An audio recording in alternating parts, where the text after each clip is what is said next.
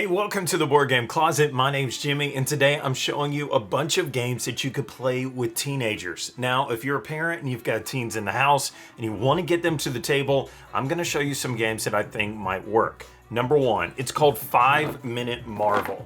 Now, this is a game that plays great. It's super cooperative. And so what that means is your teenagers are going to be playing together. So they're not competing against one another, but they're trying to help each other to beat the bad guys. And it's got this awesome Marvel theme. So what you're going to get in the box is a bunch of cards. And basically, you are trying to use the different heroes that come in the game that have special abilities. Between all of them, you're going to be playing cards from your hand to try to defeat the bad guys. And so it's all card based. And what I love about this game is that it's going to pull the teenagers in almost immediately with the theme. So if they are big Marvel fans, then they're going to love the theme of the game. And then secondly, it's cooperative. So together we do it. Now it's called 5 Minute Marvel because technically one round of the game plays in 5 minutes, but you could keep going and going and going and playing more and more bosses, more villains as you want. So it doesn't have to be just a 5-minute game. But this is definitely a winner. Number two, now I'm gonna go ahead and put a disclaimer. This game involves guns. So maybe it sounds crazy, but to give toy guns to your teenagers and tell them to point at each other might not be a great idea for some of you. But if that's okay with you, then here's a great one called Cash and Guns. So this one comes with, like I said, these toy guns that you use. And it's a really simple game. You have bullets that you put down onto the table, and then there are blanks that you put down on the table. And on the count of 3, you go 1, 2, 3, and you point guns at people at the table. And then whoever has a gun pointed at them has to decide if they think you're bluffing. Does your gun really have a blank in it, or does it have a bullet in it? And so then they get to back down. Because the premise of the game is that you are bank robbers. And so you have, let me show you.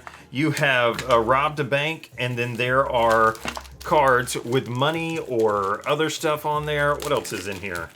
There's money, there's paintings, there's jewelry, diamonds that you could get. There's all kinds of things that you're trying to go for. And then at the end of the game, you're going to see who has the most money if you're still alive, because you can get killed in this game by the number of wounds that you take. Now, there is guns, there is pointing things at each other, but it's super lighthearted. And this is one of the first games that I ever saw in the hobby where I stopped what I was doing and I went over to see what game that they were playing because they were having so much fun. This always hits right with teenagers. So, okay, next up is a game called Unmatched. Now, this is a game where you get to play as one of these iconic characters and play against one another. It is super simple to understand, super simple to play. It's a 2-player game, or you could play with 4, but don't do that, just 2 players. So maybe if it's you and your teenager, this would be a great game to play because you get to play as one of these super duper cool,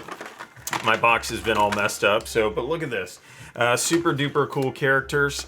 So like there's Medusa, Alice, there's Sinbad, and then King Arthur. And you get to play, it's a simple card game of you play cards, you move around this cool little board, and you try to attack each other, and when somebody's lost all of their hit points, it's over for them and you win the game. Maybe 20 minutes at the most. It's a super simple to understand and play game, but because there are multiple characters, you get to swap back and forth, and you'll want to play as one and then try Medusa against Sinbad, Sinbad against Alice, Alice against King Arthur. You'll want to try them all out, and every time that I've played this with a teenager, they have loved it. My own son, who's only 9, loves this game. And so, and there's a bunch of expansions for this. So that's kind of a cool parent teenager thing where you could just say, hey, this new one came out. You want to order it up, get it to the table and play.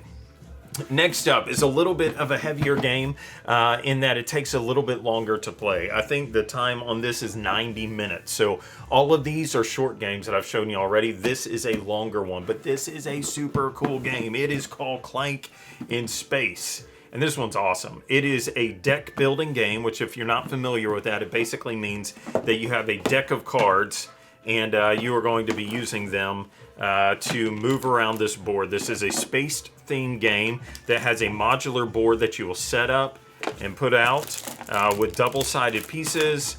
It's just got a lot of cool components to it. You can tell I haven't played with my copy. I really, really love this game. There's expansions that you could get for it, but the basic premise of the game is that you are trying to play cards out of your hand that will allow you to move around the board and do certain things. But this is a time is ticking kind of game because there is an enemy alien that is looking for you. And so music is playing.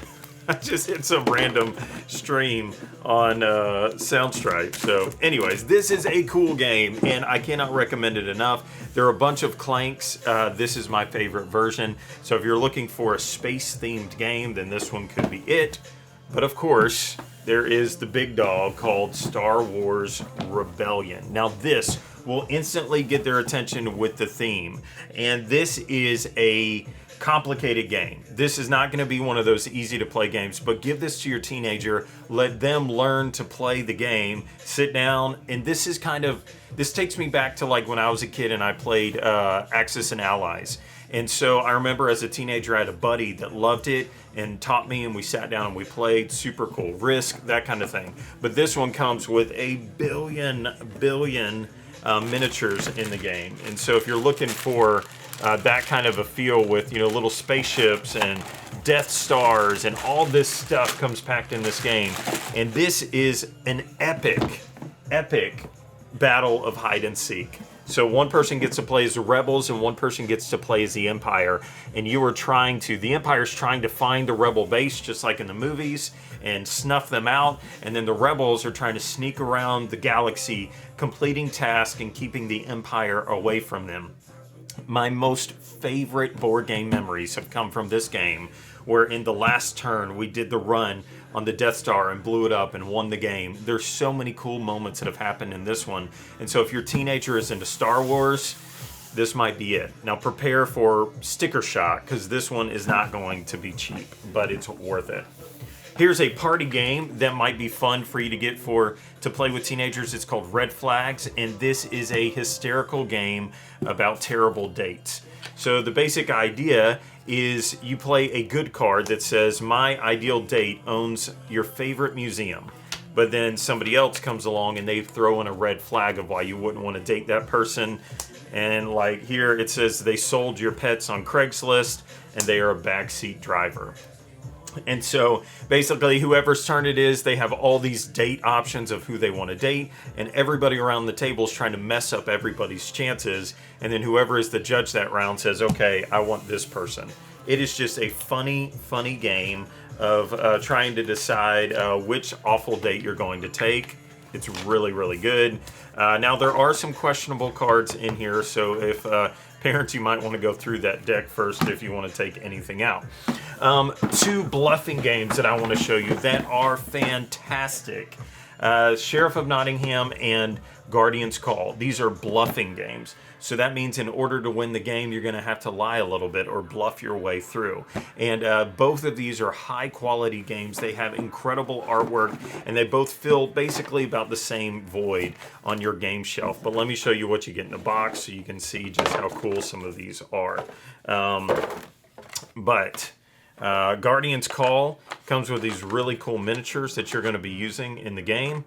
And you are going to be bluffing your way to victory. And then Sheriff of Nottingham, you have these little pouches where you are going to be sliding cards into the pouches, and then you have to bluff your way past the sheriff. And so there is something so much fun that teenagers and adults both love when it comes to bluffing, because you get to make your way through, and when you figure out somebody's tell, or when you figure out what you can do to trick somebody, it's just a lot of fun. Now, as a parent of a teenager, it might scare you to death when you realize that your teenager can bluff their way right past you, but maybe that's a good thing, so maybe you could use that to your advantage. But both bluffing games, both incredible for different reasons.